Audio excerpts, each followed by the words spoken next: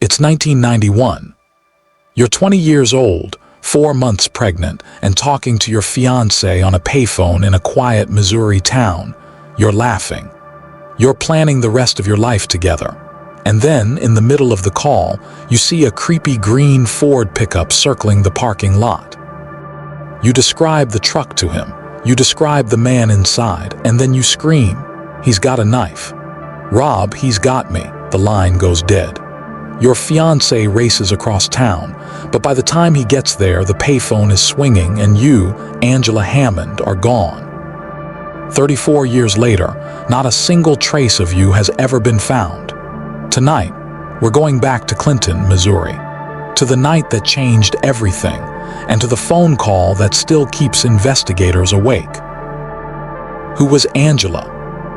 Angela Maureen Hammond was born on March 15, 1971 in Clinton, Missouri, a small town of about 8,000 people where everyone knows everyone. Friends called her Angie. She had long brown hair, hazel eyes, and a smile that could light up a room. In early 1991, she was 20 years old, working at the local First Bank, and madly in love with Rob Shafer, her high school sweetheart.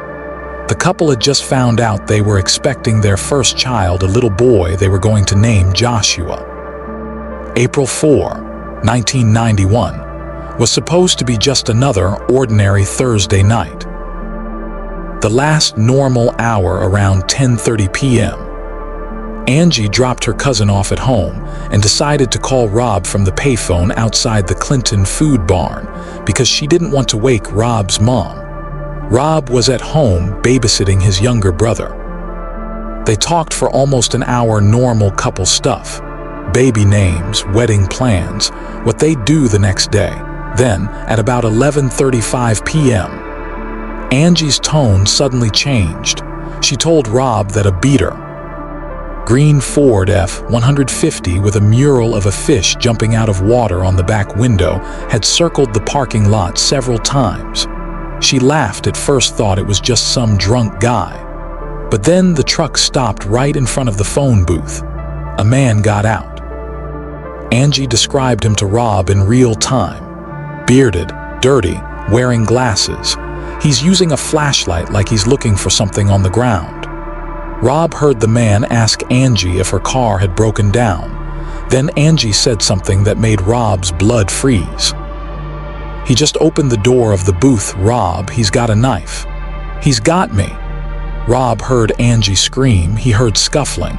He heard the man's voice growl, "Get in the truck." Then the phone went dead.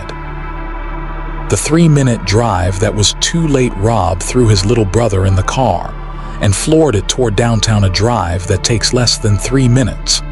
On the way, he saw a green pickup speeding in the opposite direction. He turned around and chased it, but the truck blew a stop sign and vanished into the night. When Rob finally reached the payphone, the receiver was dangling, swaying back and forth. Angela's purse was on the ground. Her car keys were still in the ignition of her own car. There were no signs of a struggle outside the booth, which made police believe she was forced straight into the truck. The first 48 hours within hours, Clinton PD, Henry County Sheriff, and Missouri State Highway Patrol had roadblocks up on every highway out of town. They brought in bloodhounds. They searched fields, ponds, abandoned farms. Nothing. The green truck with the fish mural became the most hunted vehicle in the Midwest. Tips poured in, hundreds of them, but none panned out. The chilling connection that was ignored 3 months earlier. In January 1991, 29-year-old Cheryl Kenny disappeared from Nevada, Missouri, just 60 miles away. Same type of truck. Same description of a bearded man.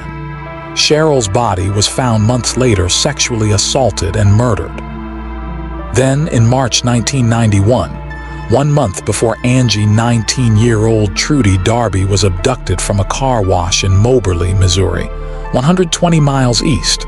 Her body was found the next day, executed with a single gunshot. Witnesses saw a green pickup with a fish mural. All three cases had the same suspect description. Investigators now believe all three women were victims of the same serial killer, a man the FBI would later call the I-70 abductor. But in 1991, the departments weren't sharing information fast enough, and Angie slipped through the cracks. The suspect everyone remembers composite sketch: white male, 30-45 years old, stocky build, bushy beard, glasses, dirty blonde or brown hair, wearing a cap and overalls or coveralls. He used a flashlight to pretend he was helping women. He carried a knife or gun. He drove a late 70s/early 80s dark green Ford F-150 with a large white fish mural on the back window. Despite thousands of flyers, despite the sketch being shown on Unsolved Mysteries in 1992, no one has ever been charged. Theories and Heartbreak Theory 1. She was taken by the same man who killed Cheryl and Trudy, and her body is still out there somewhere. Theory 2. She's one of the rare long-term abduction survivors, though most experts say that's extremely unlikely after 34 years. Rob Shafer never stopped searching.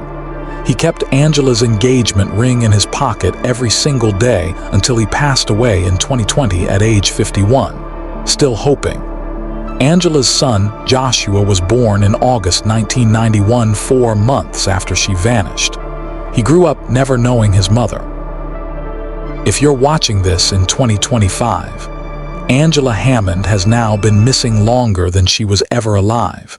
She would be 54 years old today. Joshua would be 34. And somewhere out there, a green Ford pickup with a fish on the back window may still hold the answer.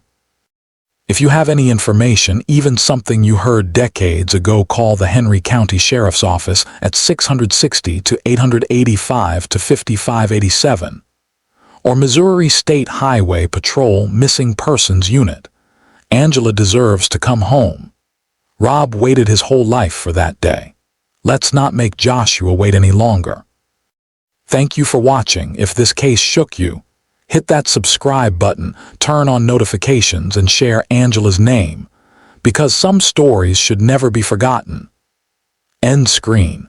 Photo of Angela smiling, tip line numbers, in loving memory of Rob Shafer, 1969-2020. You can now record this straight through.